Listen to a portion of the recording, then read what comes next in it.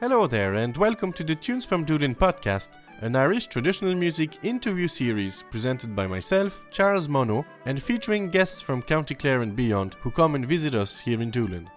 On each episode of the show, we are guided by tunes picked and played by our guests, and we talk about various topics related to traditional music, such as sources of inspiration, repertoire, style, memories, and much more. If you'd like to support this podcast and the Tunes From Doolin project in general, you can head over to our Patreon page, patreon.com/tunesfromdoolin, where you can sign up and choose a support level that you can sustain. It doesn't have to be much. Even a cup of coffee per month really goes a long way. The link is in the show notes. Thank you so much for your support. Our guest for this episode is Hugh Healy, Concertina player from Corofin in County Clare, now living in Ennis. Hope you enjoyed the tunes and our chat with Hugh, and make sure to stick around till the end of the episode if you'd like to know more about Hugh and how to keep up with his music. Enjoy!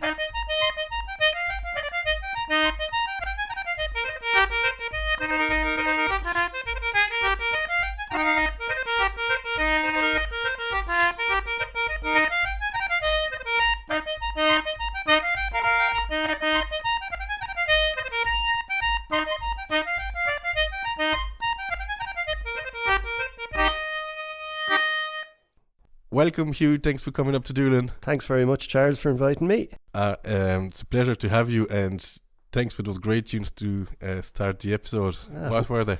Well, the first one was The Moving Clouds, and the second one was Matt Peoples, and it certainly warmed me up anyway. Lovely. And so these are tunes from your album that just came out. That's right, yeah. It's a new album called Ceolaire, and it's just been released, and I've been at it all over lockdown, so it was kind of a project to do. Yeah, brilliant. Just for people who might not know you, you're a Concertina player from Corofin originally, but you're now in Ennis. That's right, yeah. I moved from Corofin to Ennis many years ago, and I play music mainly in Ennis. I used to play a lot in Doolin, but it's a bit of a trek when you have lots of music in Ennis. Well, we used to. Hopefully it'll all be back soon. Yeah, well, fingers crossed. And you were an All-Ireland champion. I was looking up, that's 2002. 2002, yeah, that's that's senior. ages ago. It was ages ago. Yeah. I got a couple of them over the years, but yeah, that was the last one, and I said after that one, that was it. I'd cut the chain. You had enough. Yeah. The reason I mentioned that is I was listening to a few tracks I have of your playing, and I wanted to know how you feel your playing has changed over the years.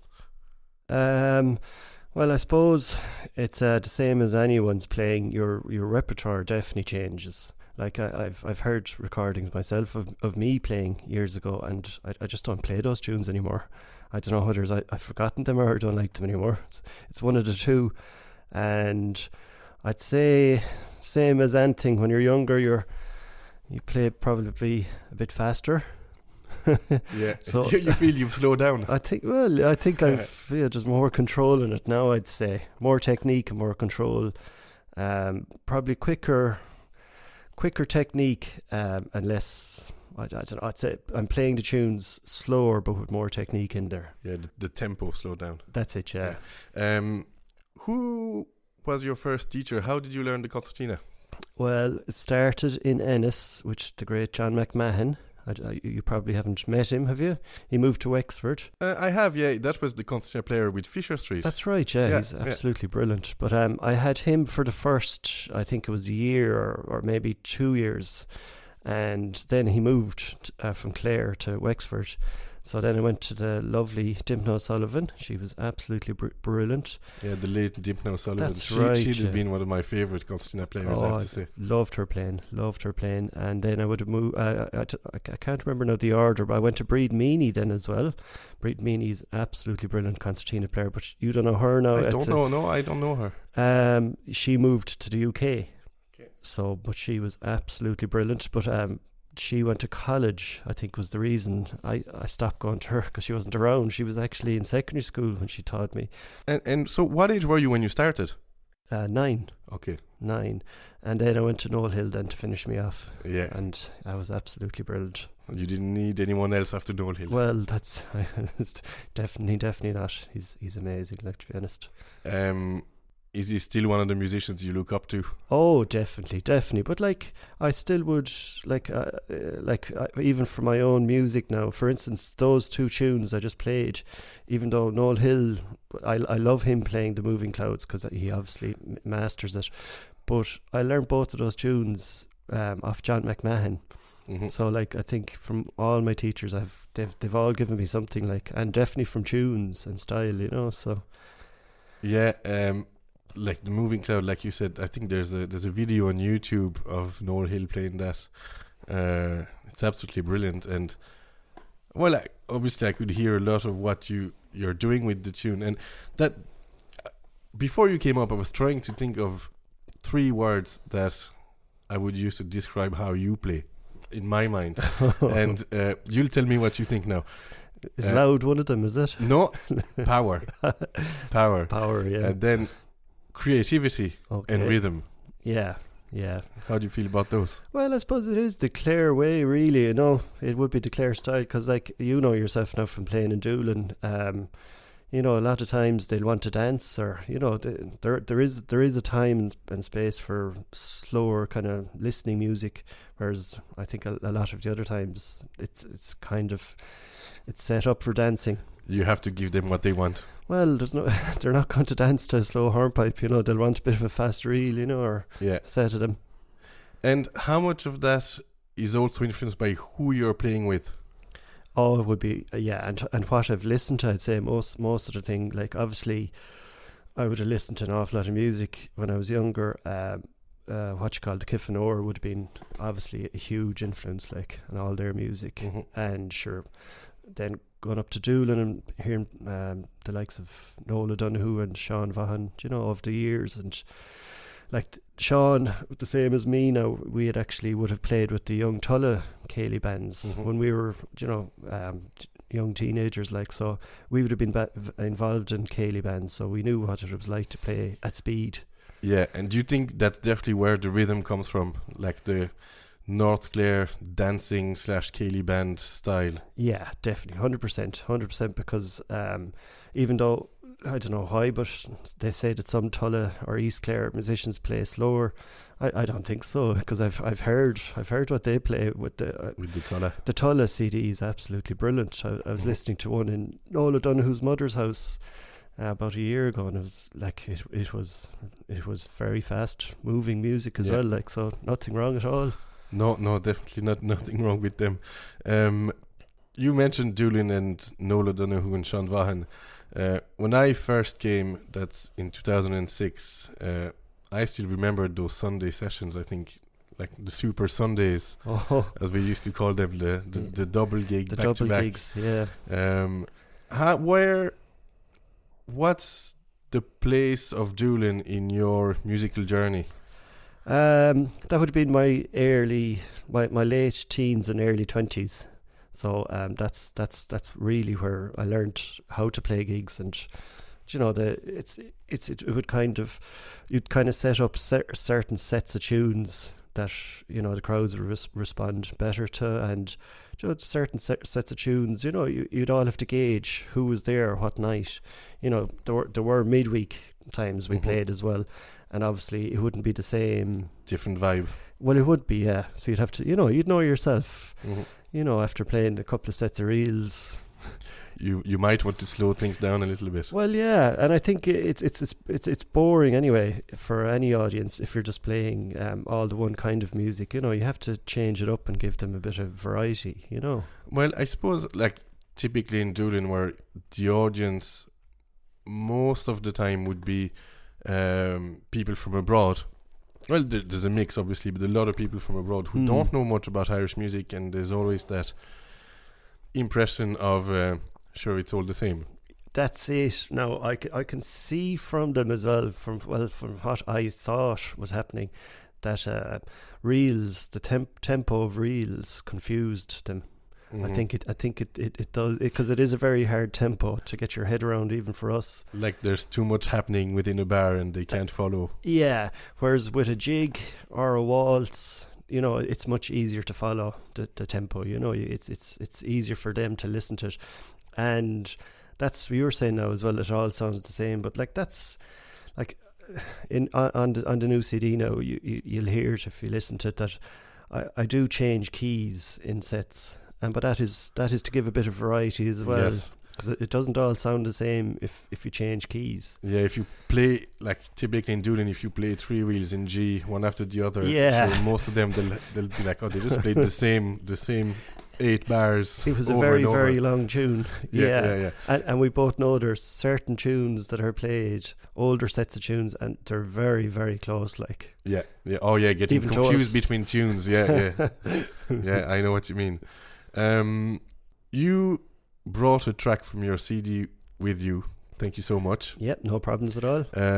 I think we're going to play it now, and lovely. We'll talk about your album then. Yeah, great stuff. Thanks you. Right.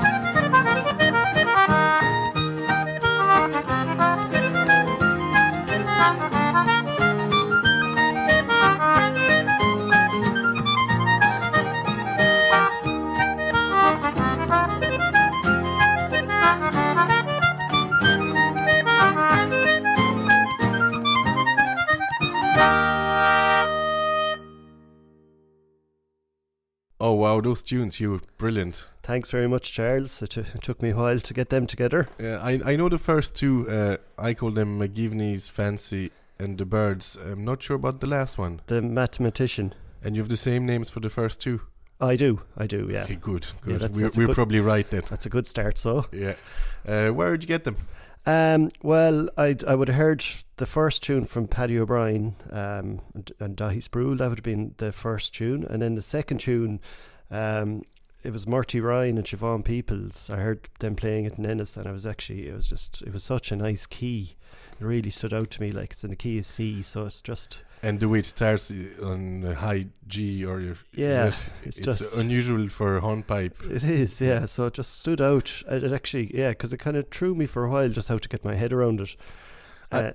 Go on. Sorry. I actually know that tune from Noel O'Donoghue. He recorded it for a video we did with the Spirit of Doolin project a while back, and he said the same thing. He learned it from sessions in Ennis. Yeah, for me, that's who he learned it off. In case he says any other thing, because I taught it him in Mickey Kearns's.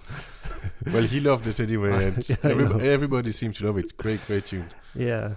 And then the last one was, I learned it from Sean Maguire. Like, is absolutely brilliant, but it was a tricky tune to learn, to be honest. I actually, there's notes in it that I'd never used before. Yeah, what's it called again? The Mathematician. Yeah, and that's James Scott Skinner tune, isn't it? That's right. Yeah, that's right. So what key is it in? Because it changes. It's D-ish, but see, it goes up to high octaves.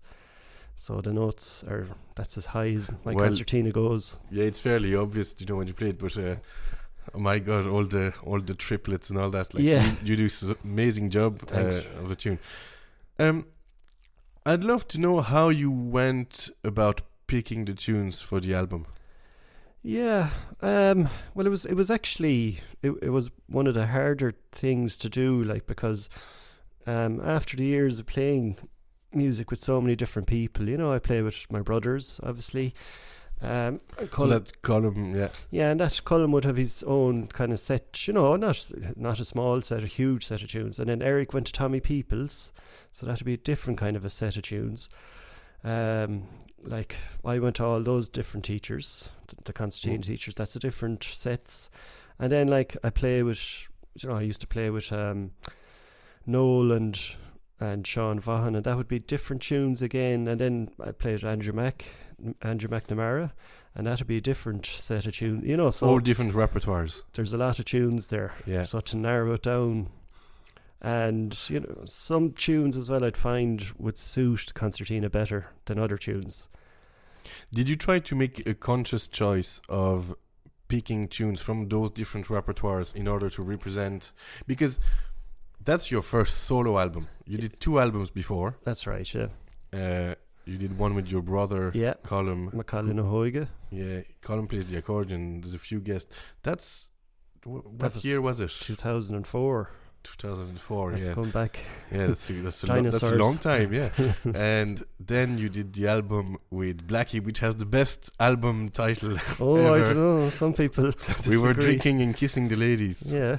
But that's ages ago as well. That's a long time ago. 2010, was it? 2010, yeah. Yeah.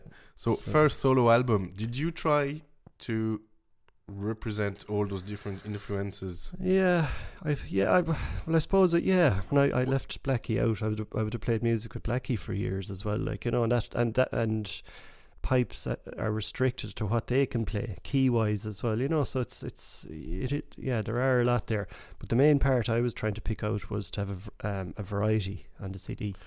Variety in terms of tunes? Types of tunes. Okay. Types of tunes. So you've reels, jigs, hornpipes. What else is there? Like I've a Ceolaire. I've a song. Do you sing? No. Oh no. I'm playing the song. I was like, oh, there's news, breaking news. No. Yeah, so I'd have. Yeah, jigs. I've Planxty Fitzgerald. Then is kind of it's a Michael Rooney track. That's different again. It's kind of a waltz. So there's a lot. There's a big range there, So that's great. And how much, like, out of all the sets of the album, I'm pretty sure there are tunes that you've been playing for years, just like The Moving Cloud and Matt Peoples that you played earlier. Yeah. Did you learn any tunes specifically for the album? Not really, no. Well, the Mathematician, no. I would have... I did learn that one during lockdown, but it wasn't for the album. But I did want to slot it in with the album then. Yeah, you knew the tune before and you just had the time to go over it and practice. Well, a little bit of time, all right. Yeah. A little bit of time.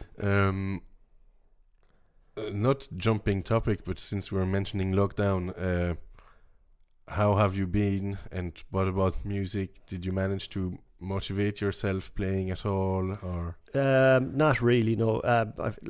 It's very hard to play at home. It's kind of when you're used to playing with other people, like sitting in a kitchen or a sitting room on your own is I don't know, you'll stick it for a short while, but that's it then. It's no crack really. It's no crack. Yeah.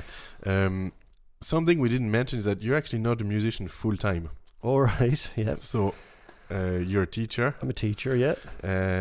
So I suppose you were still working for a good bit of the lockdown. That's it, yeah. Kept you busy, lucky you. Well, that's it. But you did record the album during lockdown, so how did you find when did you decide, first of all? Because I know you've been talking about it for a number of years anyway. Yeah. So I decided, I think it was late July last year. So late July 2020. Mm-hmm.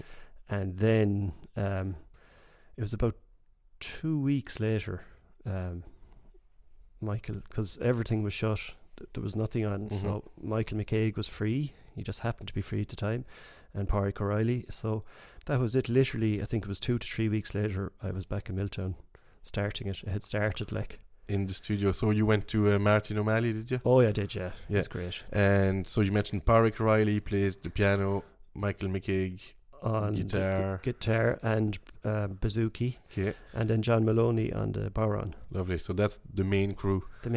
Any other guests? Yes. So then the guests on it, there's one track where and Cathy Potter is a guest on another track. Cathy Potter, who plays harp. Harp, that's right. And then there's a big track, I call it the Ceolaire Band track. And on that I have on accordion Colm, my brother Colm. Then on concertina, Caroline O'Donoghue. And then her uncle Noel O'Donoghue on the flute. And then who else there? Is there? Oh, John Kelly on the fiddle. Eric, my brother, Eric Healy on the fiddle. Johnny Kelly on the fiddle. Dervla Walsh on the tin whistle. Any snare drums? No. So no, you're not full on Ceolaire Band then? Well, no, John Maloney's on the bodhrán. Yeah. So. Yeah. No, that's brilliant. I hope I haven't left anyone out there. No, I think that's it. Yeah, that was it. Well, disclaimer, if you forgot anyone, it wasn't on purpose. So it's been 11 years since you last brought an album out. That's a long time without. That's an eye-opener, isn't it? Yeah. Why do you think you didn't do this sooner? I don't know, really. I suppose there was no drive in me. There was no motivation to do it sooner. I don't know why, but it was kind of Caroline O'Donoghue to give me the final push into doing it, which was needed, to be honest. I suppose with anything, it's the long finger pushing a project away. And I don't know, you have to be very happy with playing on your own as well. It's a different thing that I'm used to. Like over the years and the other CDs, I'd have never sat down and played like that. That wasn't my thing.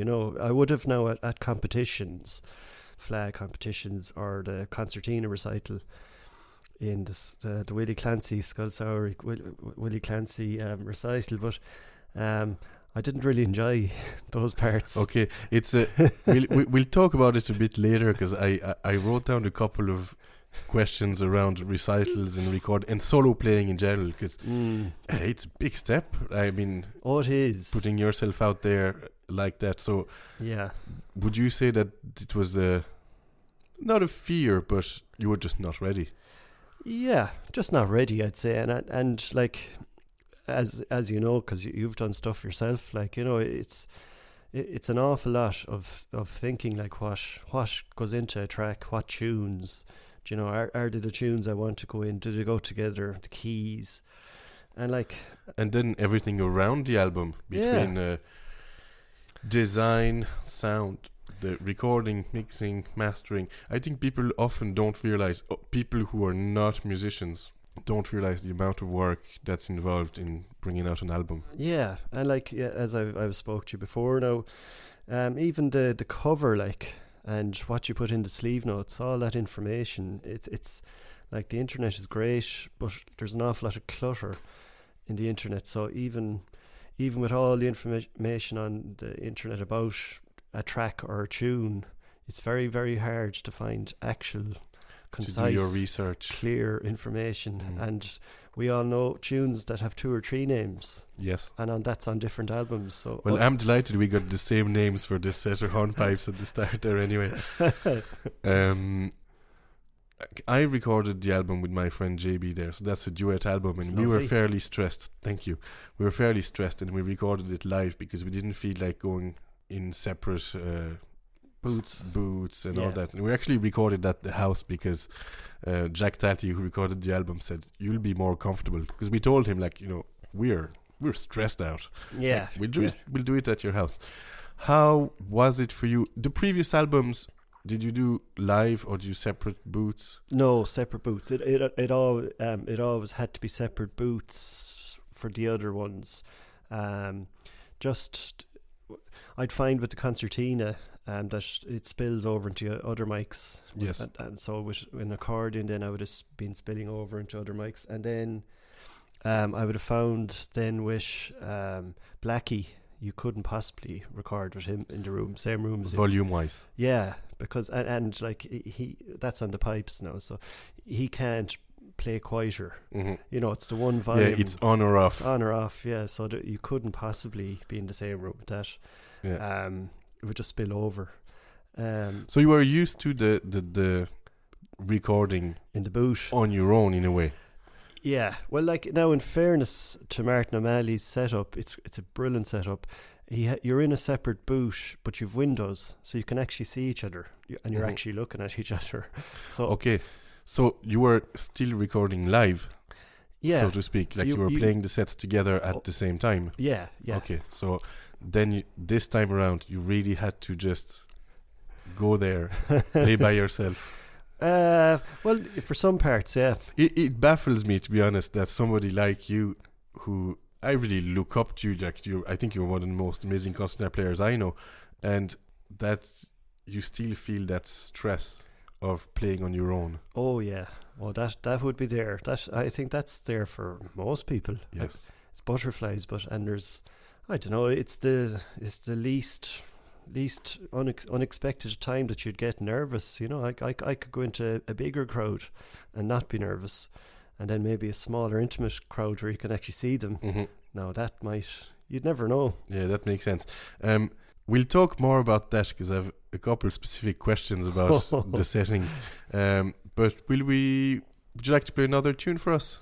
I could. Do you have anything in mind? I could play Planxty Fitzgerald. It's a tune I got from Michael Rooney. Yeah. So it's a lovely So that's another one from the album. It is. Brilliant. Yeah. Thanks, Hugh. Lovely.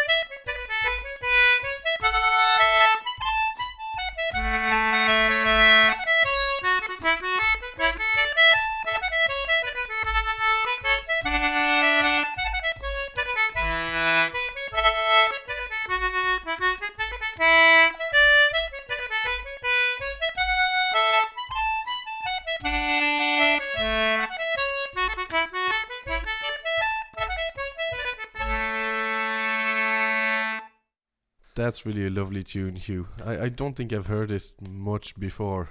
Thanks very much. It's Michael Rooney wrote it. He's from. I'll say this right now. I think it's one. I should know because I was in his house, but I'll think of it again. But it was a funny story with the tune. Pádraig O'Reilly's wedding was on a good few years ago as well.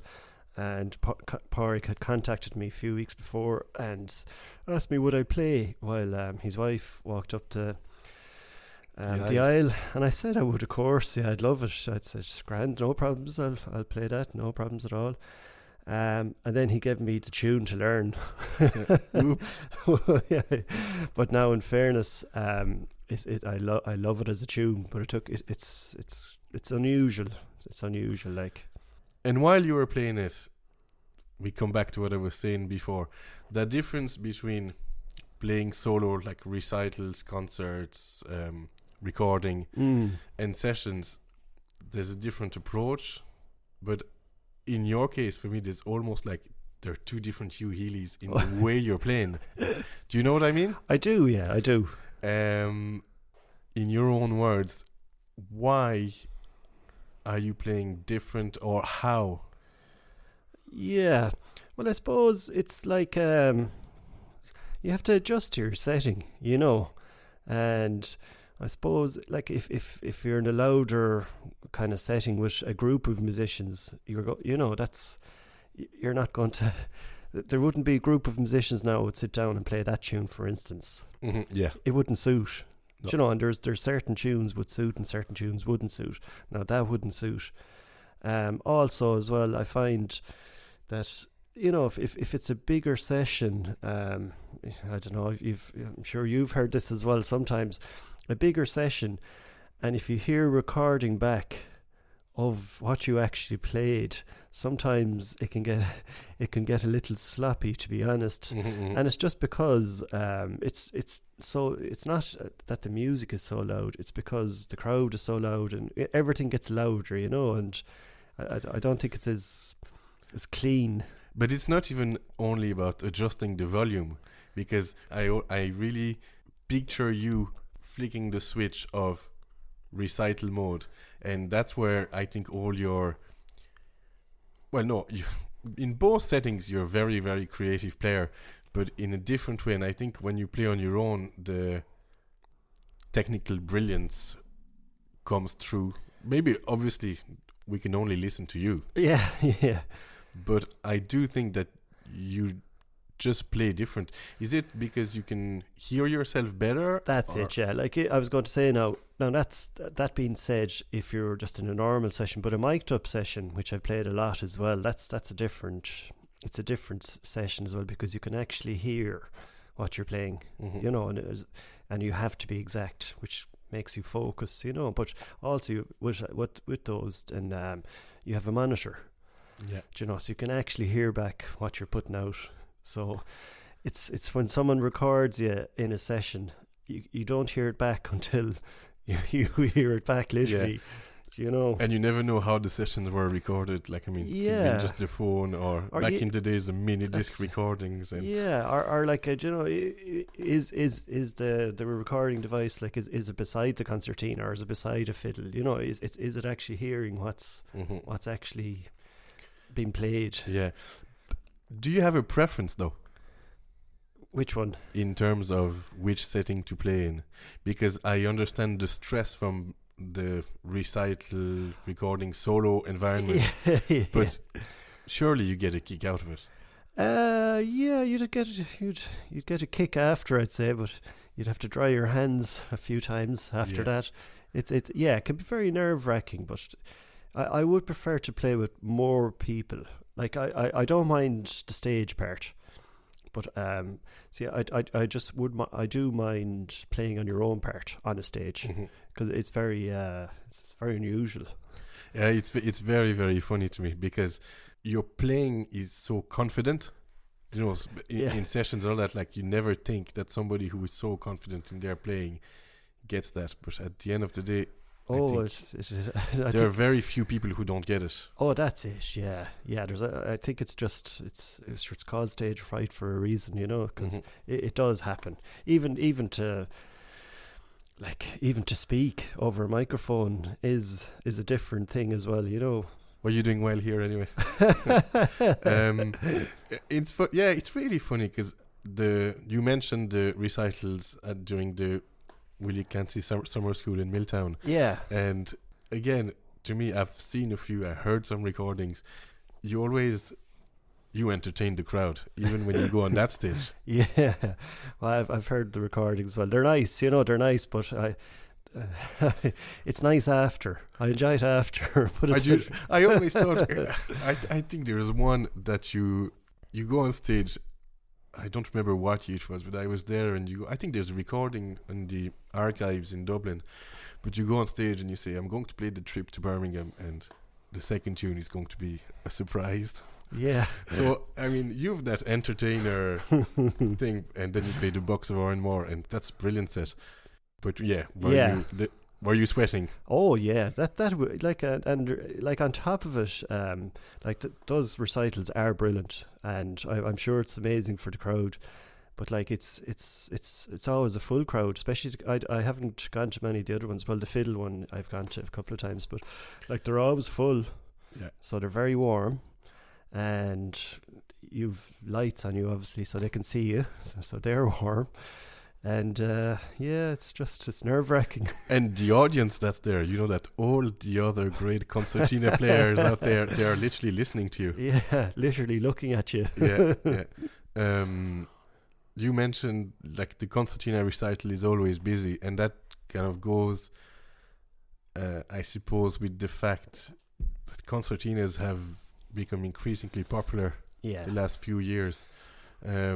Why do you think that's happening? And well, I'd say I know there were a huge amount of older players that were absolutely brilliant, of ones I know around, like John Kelly and Paddy Murphy and all these older people, Gerard Hawke, there were so many, and Miss Crotty and Kitty Hayes, and there's so many to draw from there. But I think Noel Hill he did start that part of it.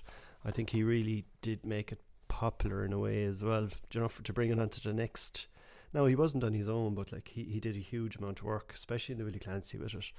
Mm-hmm. It started off as one class. I'd say there were up to 20 classes some years. I'd say it's definitely the second most popular instruments after the fiddles in terms of number of classes. Yeah. And you teach there as well. I do, yeah. And there's always, they're always big classes, because they're great classes now, in fairness, but there's huge numbers. I always remember the Monday mornings, because they all arrive in, and you grade them quickly, but they can switch after. But there's always a big crowd. It's literally yeah. How do you mentioned earlier that you're not a full-time musician and you're a teacher, but obviously you do teach concertina outside of the school where you teach. Yeah. How much do you enjoy the teaching part? Oh, I don't really teach much at all now, to be honest, because between one thing and another, I'd find my evenings are very busy. But if it's somebody I like, or I'd have to have an interest in teaching the person. But okay, so it's definitely not the regular weekly. You don't have your classes of concertina students. I had actually one just there, but that was Paddy Murphy's great granddaughter. Yeah. And that was the reason, because he taught me a couple of lessons. Oh, did he? He did, yeah. So that was the only reason, because she's brilliant. It's a great connection there, because I was going to ask you about how you connect with the older generations, like musicians that have gone before us, and now you teach Paddy Murphy's great granddaughter.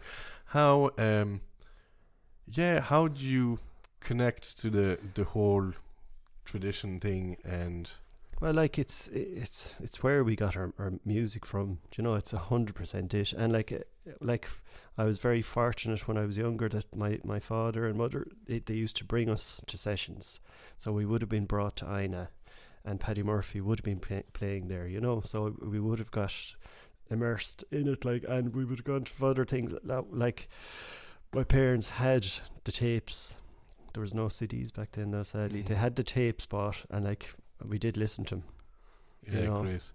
And are you very conscious of the fact that you are carrying on that tradition, especially of concertina playing, onto the next generation, even though you don't teach music full time, but just through?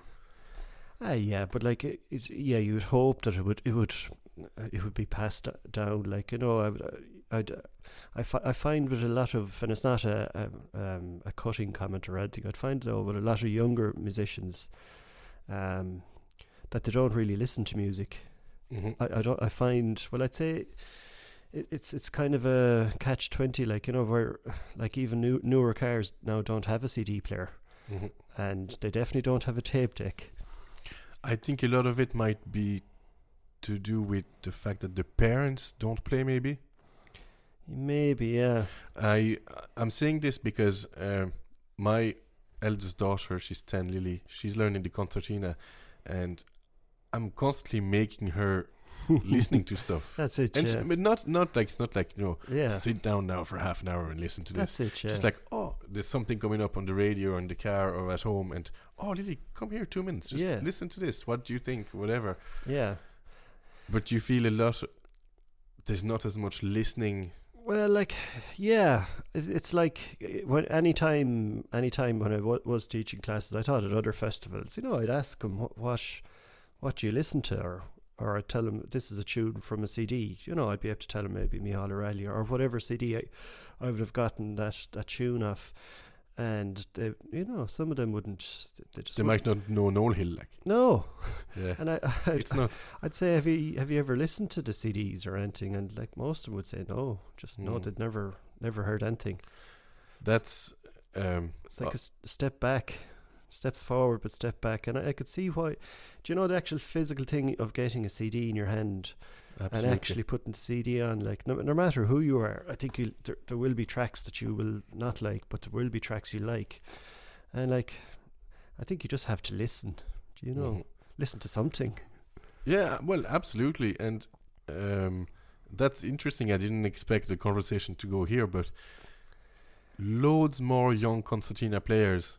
But in a way, you've that feeling that they might be a bit disconnected from the tradition, and they're learning the instrument like they're just playing football. Or that's it. Like it's not wrong as such. We're not trying to discourage young people from playing. Yeah, but would it be up to the teacher? So you grew up in a house where your parents. Where we were brought to, you know, things and Frank so they were and everything, encouraging you to do this stuff. So maybe it's a message to the parents, but they might not be into trad. But then, does it become the responsibility of the teacher? Well, like, in fairness, like the standards of children and their music is huge now at the moment.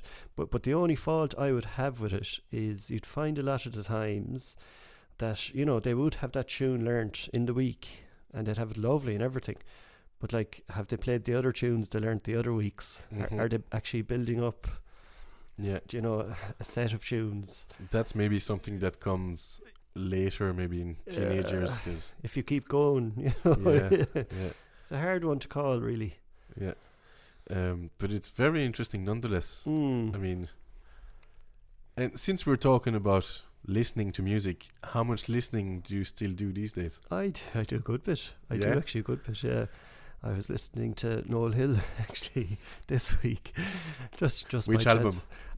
He's Canuck na Gra, isn't it? Or what's it called? Oh, with Tony McMahon. Yeah, I love it. I absolutely love it. Yeah. At the start of that album. Even set dancing, you know, in the background. That's class. So do you find yourself like drawn to older classic recordings? I would, and like you mentioned Patrick Street there earlier. I listened to that now during lockdown. That's a beautiful album. Yeah, you know, and I don't know.